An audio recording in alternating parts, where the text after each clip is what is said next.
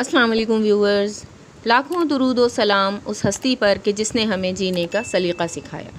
Viewers, پچھلے حصے میں ہم نے دیکھا کہ حضرت ابراہیم علیہ السلام مسلسل 40 دن تک آتش کدہ نمرود میں رہنے کے بعد آتش کدہ سے باہر آئے اور ملک حران کی طرف چل دیے اور وہاں جا کر خزائن الوجہ نامی شہر میں قیام کیا۔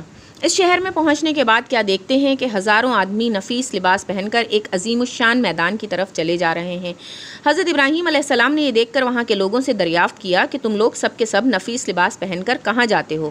انہوں نے کہا کہ یہاں ایک بادشاہ کی شہزادی ہے اور وہ صاحب جمال ہے، اور خیال کیا جاتا ہے کہ اس جیسا آج سارے عالم میں کوئی نہیں ہے، اور ہر ملک کے بادشاہ اور شہزادے سب اس کی تمنا کرتے ہیں، مگر وہ شہزادی کسی کو قبول نہیں کرتی اور کہتی ہے کہ میں اپنی پسند سے شادی کروں گی۔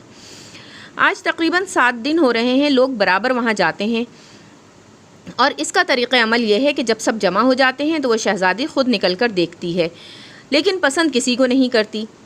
جب حضرت ابراہیم علیہ السلام نے یہ بات سنی تو انہی لوگوں کے ساتھ ہو لیے اور اسی میدان کے ایک کونے میں جا بیٹھے۔ جب دوپہر ہو گئی اور تمام لوگ حاضر ہو گئے تو وہ شہزادی اپنے ساتھ ملازمائیں لے کر، سونے کا تاج سر پر رکھ کر اور نقاب چہرے پر ڈال کر، ایک تہرنج زرین جواہرات سے جڑا ہوا ہاتھ میں لے کر میدان میں جا کر ایک سرے سے سب کو دیکھنے لگی۔ جب حضرت ابراہیم علیہ السلام کے پاس پہنچی تو دیکھا کہ ایک نور ان کی پیشانی پر چمکتا ہے، اور وہ شہزادی اس نور کو دیکھ کر ان کے حسن و جمال پر عاشق ہو گئی اور تہرنج زرین کو حضرت ابراہیم علیہ السلام کی گود میں ڈال دیا اور خود تخت پر جا بیٹھی۔ اس کے بعد بادشاہ وقت کے لوگ حضرت ابراہیم علیہ السلام کو بادشاہ کے پاس لے گئے۔ در حقیقت وہ نور جس پر شہزادی عاشق ہوئی وہ نور محمد صلی اللہ علیہ وسلم کا تھا، جو حضرت ابراہیم علیہ السلام کی پیشانی پر نمودار ہوا تھا۔ بادشاہ نے اسے دیکھ کر اپنی بیٹی کی طرف نظر کی اور کہا کہ اے بیٹی، نیک شوہر تو نے پایا، مگر مرد غریب ہے، کچھ فائدہ نہیں۔ بالآخر حضرت ابراہیم علیہ السلام سے اس کی شادی کروا دی گئی اور تمام رسومات ادا کی گئیں۔ بعض روایات سے یہ بھی معلوم ہوتا ہے کہ حضرت سارہ علیہ السلام اور حضرت حوا علیہ السلام کے جیسا دنیا میں کوئی حسن و جمال نہیں رکھتا تھا اور نہ ہی کبھی کسی کا ہوگا۔ شادی کے چند ماہ بعد حضرت ابراہیم علیہ السلام نے ملک شام کی طرف جانے کا ارادہ کیا۔ حضرت سارہ نے کہا کہ میں بھی تمہارے ساتھ چلوں گی اور بغیر تمہارے میری زندگی محال ہے، لہٰذا مجھ کو بھی اپنے ہمراہ لے چلو۔ پھر حضرت سارہ علیہ السلام نے اپنے باپ سے رخصت مانگی، اس نے ان کو اجازت دے دی۔ تب حضرت ابراہیم علیہ السلام حضرت سارہ علیہ السلام کو لے کر شہر سے نکلے، اور اللہ تعالیٰ کا حکم بھی یہی تھا۔ راستے میں کچھ لوگوں نے کہا کہ اے حضرت ابراہیم علیہ السلام، مصر کا بادشاہ فرعون سلاطیس بڑا ظالم ہے اور عورتوں کی خواہش بہت رکھتا ہے، بالخصوص نئی دلہن کا بہت شوقین ہے اور بہت جلد اس طرف مائل ہو جاتا ہے۔ اس کے راستے پر 10 آدمی متعین رہتے ہیں، جو کوئی مال و اسباب مصر سے لے جاتا ہے اس کو پکڑ کر اس سے اس کا مال کا محصول لیتا ہے، اور اگر کوئی بیوپاری اپنی عورت کو ساتھ لے جاتا ہے تو وہ اس عورت کو اس سے چھین لیتا ہے۔ یہ سن کر حضرت ابراہیم علیہ السلام پریشان ہو گئے، کیونکہ حضرت ابراہیم علیہ السلام عزت میں بزرگ تھے اور حضرت سارہ علیہ السلام کے برابر حسینہ سارے جہان میں کوئی عورت نہ تھی، اور اس راستے کے سوا جانے کے کوئی اور راستہ بھی نہ تھا۔ آخر مجبور ہو کر ایک صندوق بنا کر حضرت سارہ علیہ السلام کو اس میں چھپا کر تالا لگا دیا اور صندوق کو اونٹ پر کسوا دیا۔ جب شہر میں سن 1973 عیسوی قبل مسیح میں پہنچے تو محصول والے آ کر صندوق کھولنے لگے تاکہ اس کی جنس دیکھ کر اس کے موافق اس کا محصول لیں۔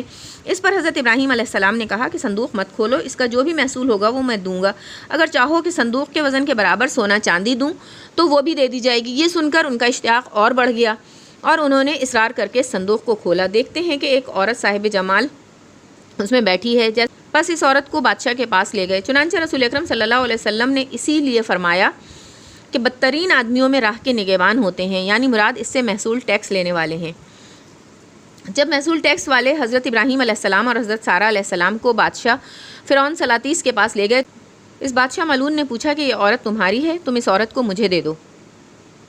حضرت ابراہیم علیہ السلام نے فرمایا کہ وہ اپنی ذات کی مالک ہے۔ حضرت سارہ علیہ السلام نے کہا معاذ اللہ، یعنی پناہ مانگتی ہوں میں اللہ تعالیٰ سے۔ وہ ملعون سے سن کر ہنسا اور حکم کیا کہ ان کو حمام میں لے جاؤ اور نہلا دھلا کر اور لباس قیمتی پہنا کر خوشبو سے معطر کر کے میرے پاس لاؤ۔ جب وہ تمام کام سے فراغت پا چکی تو اسی وقت اللہ تعالیٰ نے حضرت جبرائیل علیہ السلام کو بھیجا کہ وہ حضرت ابراہیم علیہ السلام کی آنکھوں کے سامنے سے پردے ہٹا دیں تاکہ حضرت ابراہیم علیہ السلام وہ تمام گفتگو جو ملعون اور حضرت سارہ علیہ السلام کے ساتھ کرے سن سکیں اور ان کے تمام حالات اپنی آنکھوں سے دیکھیں۔ جب جمال مبارک حضرت سارہ علیہ السلام کا اس ملعون نے دیکھا تو فوراً اس نے دست درازی کا ارادہ کیا۔ اسی وقت اس کا ہاتھ شل اور خشک ہو گیا۔ پھر اس نے چاہا کہ بے ادبی کرے، تب اللہ تعالیٰ کے حکم سے اپنے گھٹنوں تک زمین میں دھنس گیا۔ جب اس کا کوئی بس نہ چل سکا تو فوراً کہنے لگا کہ یہ عورت تو جادوگر ہے۔ حضرت سارہ علیہ السلام نے اس ملعون سے کہا، اے بدبخت، میں جادوگر نہیں ہوں، لیکن میرا خاوند مالک قدوس کا دوست ہے جو سب کی نگہبانی کرنے والا ہے، اور میرا خاوند مالک کریم کی بارگاہ میں دعا کرتا ہے تاکہ تو مجھے بے عزت نہ کر سکے۔ یہ سن کر اس نے توبہ کی۔ فوراً ہاتھ اس کا درست ہو گیا اور زمین نے بھی اس کو چھوڑ دیا۔ پھر جب دوسری مرتبہ حضرت سارہ علیہ السلام کی طرف نظر بد سے دیکھا تو وہ اسی وقت اندھا ہو گیا۔ تب اس ملعون نے کہا کہ اے بی بی معصوم، میرے حال پر دعا کرو اور میں اس کام سے ہمیشہ کے لیے توبہ کرتا ہوں۔ جب آپ نے اللہ تعالیٰ سے دعا کی تو اس کے حکم سے اس کی آنکھیں اچھی ہو گئیں۔ پھر جب حالات ٹھیک ہو گئے تو غلبہ شیطانی سے عہد شکنی کرنا چاہیے کہ میں حضرت سارہ علیہ السلام پر دست دراز ہوں، تو اسی وقت تمام بدن اس کا خشک اور شل ہو گیا اور پھر آنکھیں جاتی رہیں۔ پھر کہنے لگا، اے بی بی پاک دامن، میرے واسطے اپنے اللہ سے دعا کیجیے۔ حضرت سارہ علیہ السلام بولی کہ اے بدبخت، یہ دعا میری نہیں ہے بلکہ میرے شوہر جو میرے ساتھ ہیں ان کی دعا ہے، اور وہ اللہ کریم کے دوست ہیں، اگر وہ چاہیں تجھے معاف کریں نہ کریں۔ تب اس نے کہا کہ حضرت ابراہیم علیہ السلام کو یہاں لاؤ۔ پھر اس کے بلانے پر حضرت ابراہیم علیہ السلام وہاں تشریف لے گئے، اور وہ فرعون سلاطیس بولا، اے ابراہیم، مجھے معاف کیجیے، میں نے آپ پر بڑا ظلم کیا ہے اور اب میں توبۃ النصوح کرتا ہوں۔ حضرت ابراہیم علیہ السلام نے اس بادشاہ سے کہا کہ یہ میرے حکم سے نہیں ہے، یہ سب اللہ مالک قدوس کے حکم سے ہوتا ہے جو تمام جہان کا رب و مالک ہے۔ دیکھو اللہ کی کیا مرضی، کیا ہوتا ہے اسی کے مطابق کرنا ہوگا۔ اسی وقت جبرائیل علیہ السلام نے آ کر فرمایا کہ اے ابراہیم خلیل اللہ تعالیٰ نے تمہیں سلام کہا ہے اور فرمایا ہے کہ جب تک یہ تمام ملک اور خزانہ اپنا تم کو نہ دے دے تم ہرگز اس سے راضی نہ ہونا۔ پھر حضرت ابراہیم علیہ السلام نے بادشاہ سے یہ بات کہی کہ میرا رب ایسا فرماتا ہے۔ بادشاہ نے حضرت ابراہیم علیہ السلام سے یہ سنتے ہی تمام سلطنت اور اپنا خزانہ حضرت ابراہیم علیہ السلام کو دے دیا۔ یہ کیفیت ہونے پر پھر حضرت ابراہیم علیہ السلام نے اس بادشاہ کے حال پر دعا کی اور اس دعا کی برکت سے صحت و تندرستی پائی۔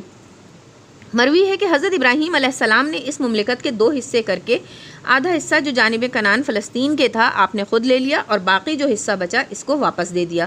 بس بادشاہ نے ایک صاحبزادی دوشیزہ نیک خوبصورت صاحب جمال لا کر حضرت سارہ علیہ السلام سے کہا کہ اے نیک بخت بی بی، میں نے تمہاری بے حرمتی کی کوشش کی اور میں نے تم کو دیکھ کر اندیشہ بد کیا، بس تمہارے معافی کے شکرانے میں یہ بی بی ہاجرہ تم کو دیتا ہوں، اور جو گناہ و کوتاہیاں مجھ سے ہوئی ہیں معاف کیجیے۔ پس حضرت ابراہیم علیہ السلام حضرت سارہ علیہ السلام اور بی بی ہاجرہ کو لے کر کنعان فلسطین کو چلے۔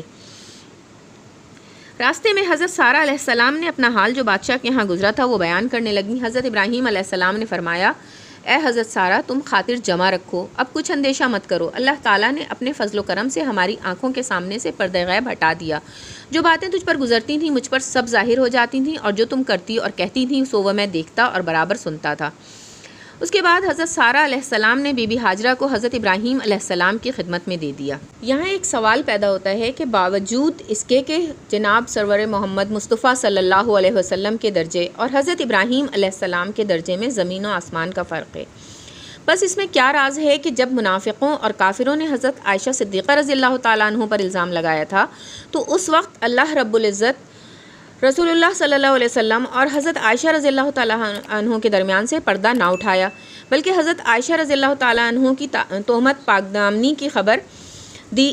اس کا جواب یہ ہے کہ مالک قدوس کو یہ منظور تھا کہ حضرت عائشہ صدیقہ رضی اللہ تعالیٰ عنہ کی عصمت کو بذریعہ وحی آسمانی سے ثابت اور درست کر دے، تاکہ ام المومنین پر جنہوں نے تہمت لگائی تھی وہ جھوٹے اور ذلیل ہوں اور منافق پھر ان پر کسی قسم کا کوئی طنز نہ کر سکیں۔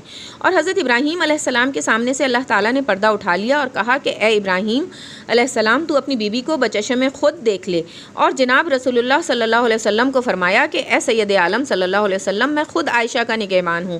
پس ان دونوں کے درمیان ازروِ مرتبہ اتنا فرق ہوا کہ حضرت سارہ علیہ السلام کے نگہبان حضرت ابراہیم خلیل اللہ تھے اور ام المومنین حضرت عائشہ صدیقہ رضی اللہ تعالیٰ عنہ کا پاسبان رب العالمین تھا۔ تو ویورز، یہ تھا قصہ حضرت ابراہیم علیہ السلام اور حضرت سارہ علیہ السلام کی شادی کا۔ ملتے ہیں اگلے قصے کے ساتھ۔ اللہ حافظ۔